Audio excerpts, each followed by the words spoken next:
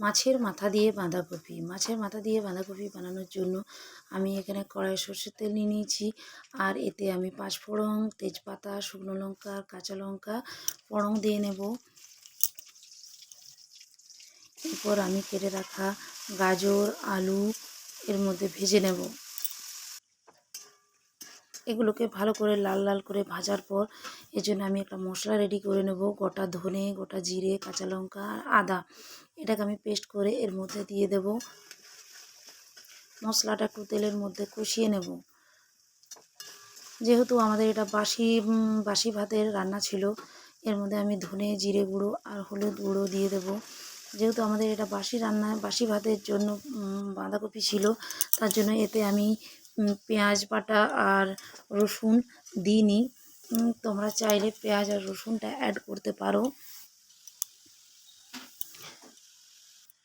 এখানে আমি নুনটা পরিমাণ মতন দিয়ে দেব, আর টমেটো কেটে দিয়ে দিয়েছি। অনেকটা বাঁধাকপি ছিল, তাই 3টে বড় বড় টমেটো দিলাম। এরপর অল্প চাপা ঢাকা দিতেই বাঁধাকপিটা কমে গেছে।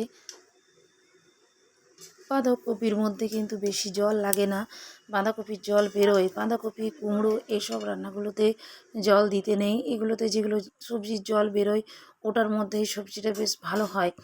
এর মধ্যে আমি একটু চিনি দিলাম, আর মটরশুঁটিটা পরেই দিলাম, হালকা অল্প সিদ্ধ হওয়ার পর। তারপর আমি পুরো সবজিটাকে ভালো করে নাড়চাড় করে নেব। এরপর যখন দেখব আমার 40% বাঁধাকপিটা হয়ে গেছে, তারপর আমি মাথাগুলোকে দিয়ে দেব। ভেজে রাখা মাছের মাথাগুলোকে দিয়ে এর মধ্যে অ্যাড করে দেব।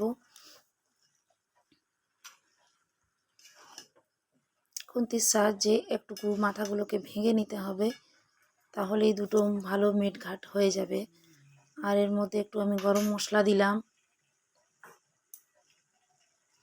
আর অল্প কাশ্মীরি লঙ্কা দিলাম, লঙ্কার গুঁড়ো দিলাম।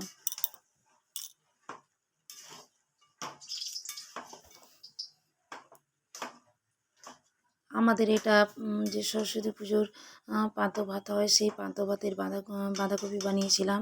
এই রান্নাটা আমার শাশুড়ি মা আমাকে শিখিয়েছে।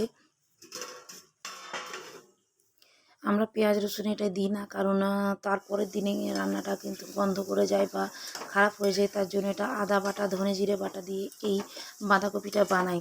দেখো বাঁধাকপিটা আমার কিন্তু দুটোই বাঁধাকপির মাছের মাথা আর দুটোই মেল্ট হয়ে গেছে।